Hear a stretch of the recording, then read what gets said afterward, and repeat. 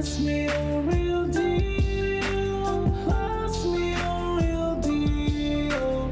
Pass me a real deal. Pass me a real deal.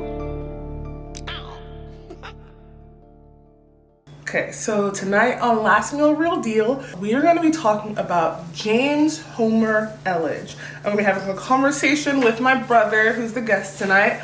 We're going to be making his last meal, which is just breakfast food. We've got eggs, bacon, sweet roll, cereal, apple juice, orange juice, coffee, toast, oatmeal, just a whole breakfast smorgasbord. So, yeah, we're going to eat that and talk about what he did. So let's get started. Peel our potatoes.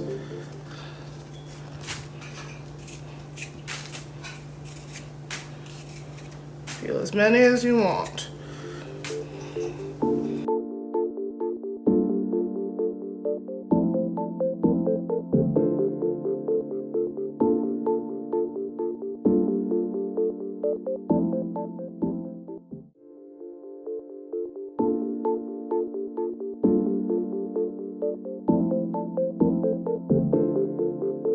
So for our hash browns, we're gonna go ahead and grate our peeled potatoes.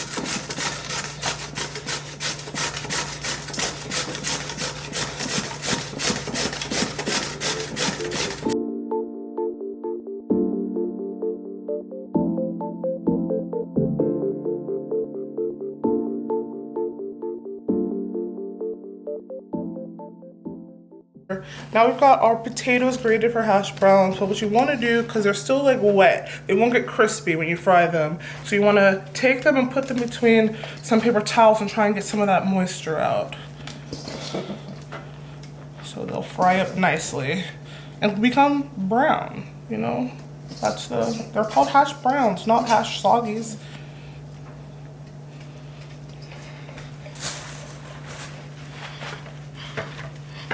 Yeah, so you get all of that liquid out.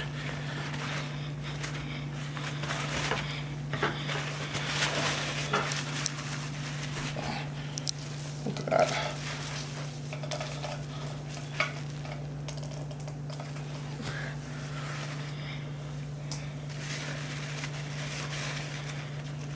Try and get as much out as you can.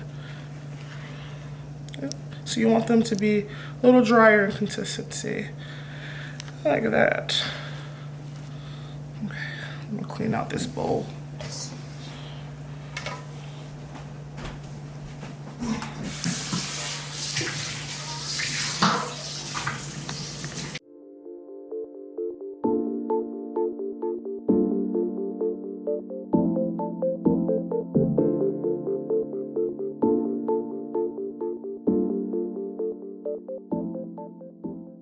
What you're gonna do is like whatever pancake mix you like. You're gonna get 2 cups of your favorite pancake mix. Doesn't have to be like exact. 2, 1.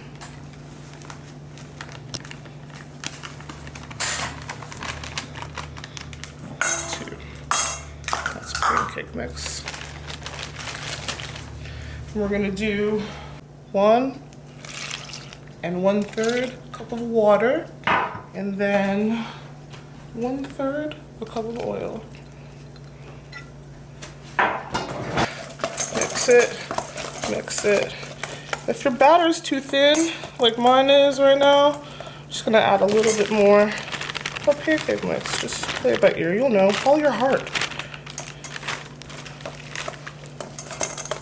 There you go. And we don't want to over mix it.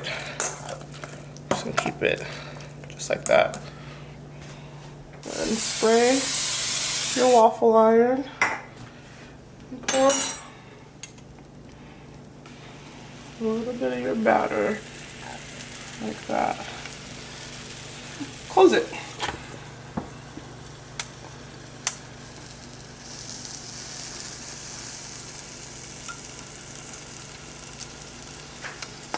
Sizzle, sizzle. And there you have it. Waffle. Okay. I'm going to transfer that over So, and repeat.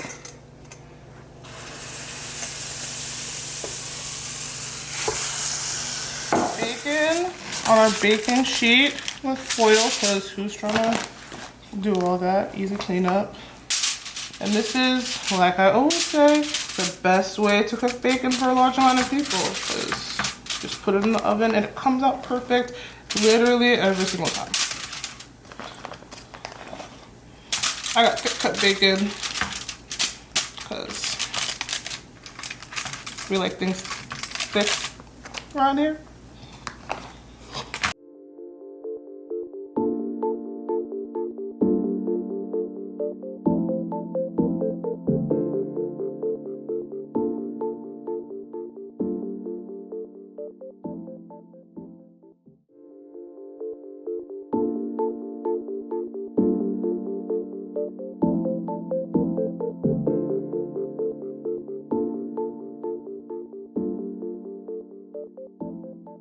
On our eggs, just want to crack as many as you want into your bowl,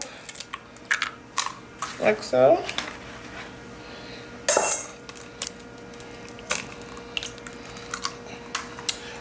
Some people crack their eggs separately into a little bowl beforehand, just in case there's any shell. I like to live, you know, dangerously.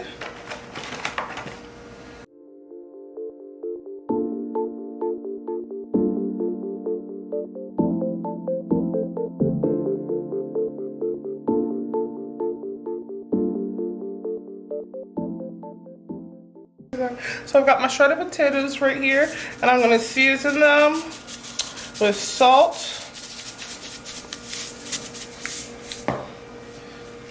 pepper,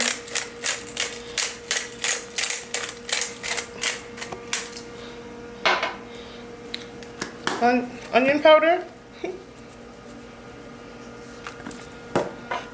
and paprika.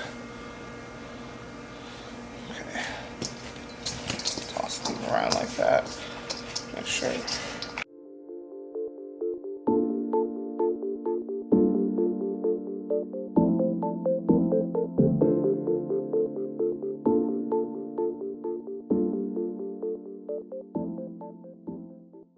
In my pan, I've got olive oil and butter heating up, and that's what we're gonna cook our potatoes in to make hash browns.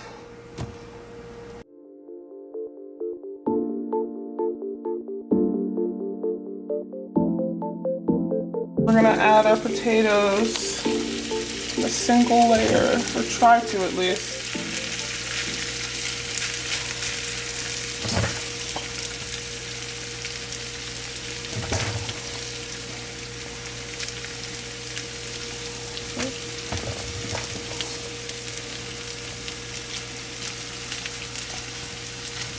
Like so, like that. Okay.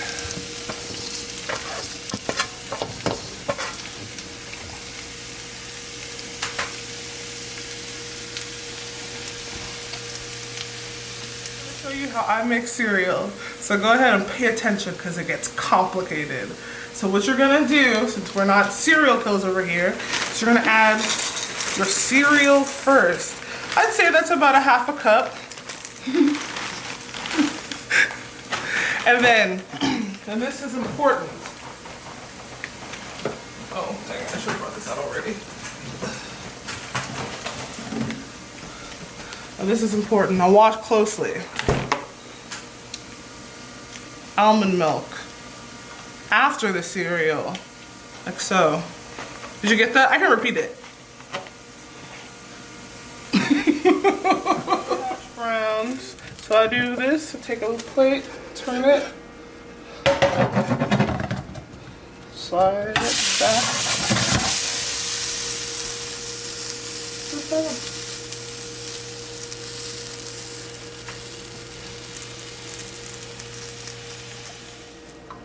Water and almond milk. I'm gonna bring that to a boil for our oatmeal.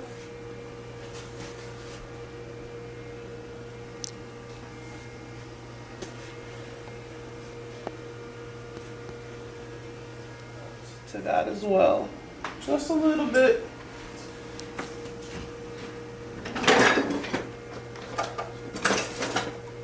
Add your oats. You want to go like a 2-to-1 ratio, like between your liquid and your oats. Add more.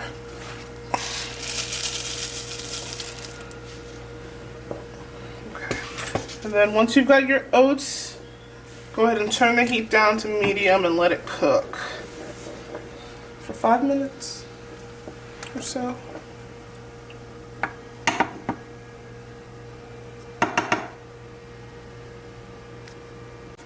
Oatmeal is done. I'm going to turn the heat off.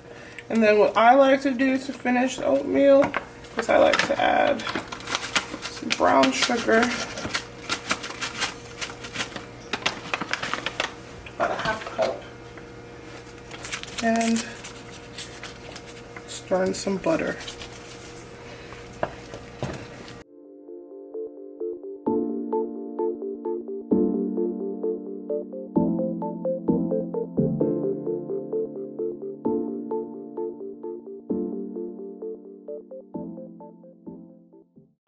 Look at that bacon.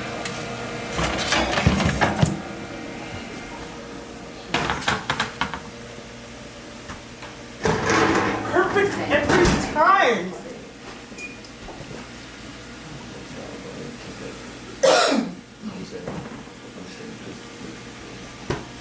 So we cooked the bacon, and now we're gonna use bacon grease to fry up these eggs. So.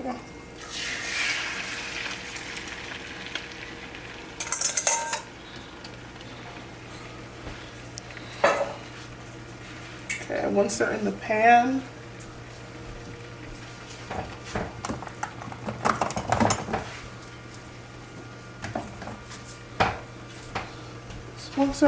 I like to season them with a little seasoning salt.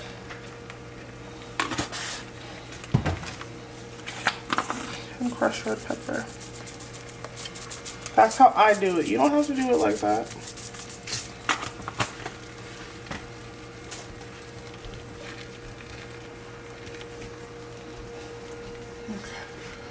And just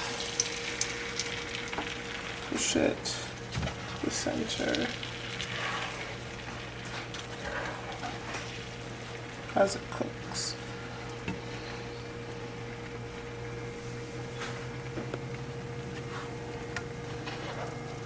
I'll turn off the heat and let the eggs keep cooking with their own heat.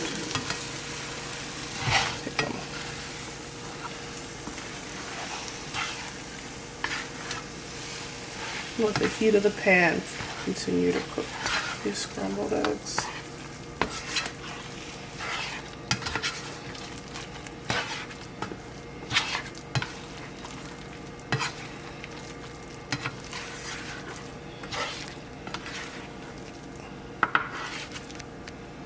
Perfect.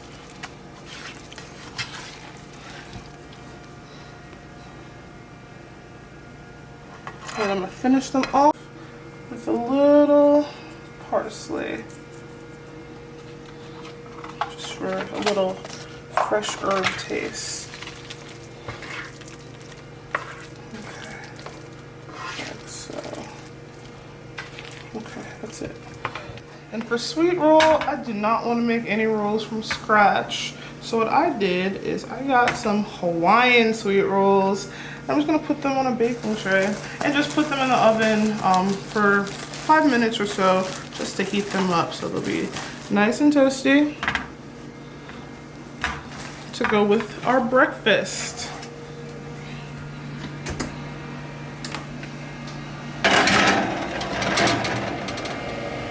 Got them on 350. Okay, Nambi, so thanks for coming and eating with me tonight. So tonight I'm going to tell you about James Homer Elledge, okay? Oh. So I couldn't really find a whole lot about his childhood and his life story, So I got a lot of information from Murderpedia, Wikipedia, and SerialDispatch.com. That was very helpful. So we're going to kind of start with his first crime. James Homer Elledge was born December 9th, 1942. I didn't really find much about his early life. So we're going to go ahead and start with his first crime. So in 1964, Elledge robbed a Western Union and kidnapped the teller that was working there. He took her from the scene in a car. They stopped at a gravel pit and he assaulted her and then pistol whipped her and knocked her unconscious. He tried to he attempted murder he poured gasoline all over her in the car and then tried to light it on fire, but when he left, she became conscious again and got out of there and called the police. He is caught a day later and he's sentenced, and they send him to prison in Santa Fe, and his sentence is 10 to 50 years, and he's paroled in 1972. So he gets out of prison in 1972, and he decides that he's going to move to Washington, Seattle to be specific. And he's not out for very long before he starts wild. In 1974, he got into an altercation with a motel manager over the bill. Her name is Bertha Lush. So apparently they couldn't come to an agreement, and instead of just using his words like a person, he murders her, beats her to death with a ball-peen hammer. So what I'm hearing is this man wants to take advantage of women. Oh yeah, for sure. So so she's deceased and he goes on the run. They find him pretty soon afterwards, and in 1975 he's sentenced to life in prison with the possibility of parole. They should take away the parole. They should have that full 50. Well, that's not. You're right, because that's not what happened. He actually gets parole 3 times. The first time he first got parole in 1989. So he got out of jail, but he couldn't stay out of trouble. He immediately gets his parole revoked due to attempted burglary of a bar, so they throw him right back in jail. Then he gets parole again in 1994, but he gets his parole revoked again later that year, and he's finally released August 1995. So right as he's released, he's still in Washington. He ends up getting a job as a janitor, and it's called Lighthouse Methodist Church, and it's in Linwood, Washington. So he is kind of rebuilding his reputation, right? Mm-hmm. So he's trustworthy. He works at a church, that's what people are thinking. But that's not the case. Are the people around him at the time, do they know of his crimes, or they know of his crimes, but they think that he is rehabilitated and he has found this new church family. Talk about a million chances. Yeah, he's gotten a lot of chances which he should not have given. Okay, so let's get to the case that ends up putting him on death row. Okay. So on April 18th, 1998, Elledge invited Eloise Fitzner and her friend, who's known only to us as SC, for a night out in the town. They're gonna get dinner, and that night out includes a tour of the church. Mm-hmm. So he takes them to the church and he introduces them to the pastor, and the pastor leaves, and they think nothing of it. Whole time, James has been holding a grudge against Eloise for a year.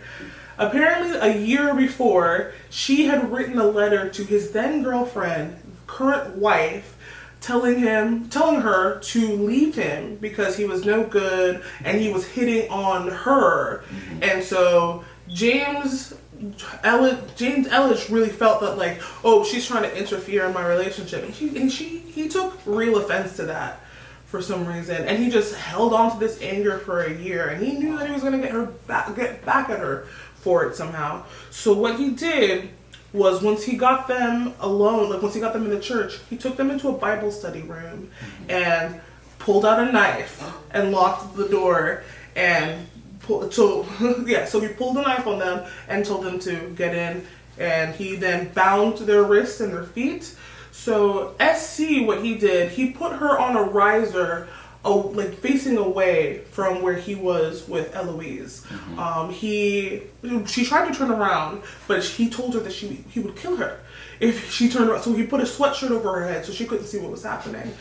Then he proceeded to strangle Eloise and strangle her until he thought that she was dead, but he wasn't sure. So he then stabbed her in the neck to make sure that she was dead. Just let her bleed out. And then he put her body underneath the riser in this Bible study room and then covered her up with like clothes and stuff that were already in the room. He takes Essie with him using Eloise's car and drives her to his house, where he then rapes her and keeps her the whole night. So the next day, April 19th, 1998, he takes Essie back to her, drives her back to her car. And he says, I know how to find you if you call the police. And leaves her there. But she immediately goes to the police, obviously. Like, she knows that's the right thing to do. Even though he's threatening to kill her if she goes. But what else can she do, you know? Yeah. So, but the thing is, even after he let her go and told her not to go to the police, he ends up turning himself in 2 days later on April 21st, 1998. That's twisted. Yeah. Church. Yeah, in a church. This man's twisted. So 2 days later, he turned himself in and was able to describe the murder in great detail to the police. He was charged with first-degree murder on April 24th, 1998. And that was it. So on May 27th, 1998, the state let him know that they were going to be pursuing the death penalty for him, and he ended up pleading guilty the same day. He never fought the death sentence. Like, he never had his lawyers try and fight on his behalf. That was the whole thing. A lot of people compare this case to state assisted suicide because he wanted the death penalty. He asked for it, and he even said, "This wicked part of me needs to die." So I think at some point he expressed remorse for his crimes, but he knew that there was something in him that just did not need to be in society. So October 21st, the jury agreed with him and they sentenced him to death. And on August 20th, 2001, James Homer Elledge was executed by lethal injection. And he had no last words. One of his victim's brother wanted him to say sorry as his last words. He was hoping, but he said that it wasn't going to bring her back or something. But I think people around him said that he definitely proclaimed remorse and that he knew that he needed to face. He was a Christian on some level and thought that that was. That's the only way that he was going to pay for his crimes on some level, I think. Okay. So he requested a last meal of eggs, bacon, waffle, sweet rolls, cereal, and orange juice. But he ended up not eating it. So his last meal was actually his breakfast at 6 a.m. before of apple juice, oatmeal, toast, hash browns, coffee, and eggs. And I fed you his last meal. We ate all that together, and that is the real deal about James Homer Elledge. Wow. So I'm just thinking about it. When he committed his first crime, he was 24 years old. that's 2 years younger than me right now, Yeah. and I can't even fathom where like that mindset, Where that kind of anger and hate comes from, or just that the mentality to just do something. I don't know, was that a spite? Was it something that came from his childhood? I don't know. I wish I could know more about his childhood, but I just couldn't really find anything. But I'm sure it wasn't the greatest to like lead him down this path. Right. And then he got sentenced for 10 years, right? Mm-hmm. So now he's 34. Still, like, generally, like, a young guy, right? Mm-hmm. Still, like, I mean... And then came back out still angry. Still angry. Yeah. The one thing I didn't understand was the fact that he kept getting these chances all the way up to the point where... They kept, like, letting him out of prison just to put him back, just to let him out again. Just to put him back. And I don't know if they were like seeking help or they're just like letting it go or just because he was not behaving when he was out of prison at any time. Like, yeah. Well, so now that we've talked about this case, I have a question for you. What's up? If you were to ever do anything, and you wouldn't because you're like the sweetest ever. My brother's amazing. But if you were ever to do anything that would place you on death row, what would your last meal be? So, I've been thinking about this. Not the whole murder part, but if I had to have a last meal, fat rack of ribs. Yeah. Yes. Right. Because I like that since I was young. Mm-hmm. Fufu. Oh yeah. Gotta have that. With the goosey soup. See, I said fufu with a nobu soup. See, I mean, that could go either way. Yeah. I'll be alright with either. Jollof rice. Yeah. Got to. Can I fry plantains? Egg up bread. Oh yeah. Got to. And then a warm, moist chocolate brownie.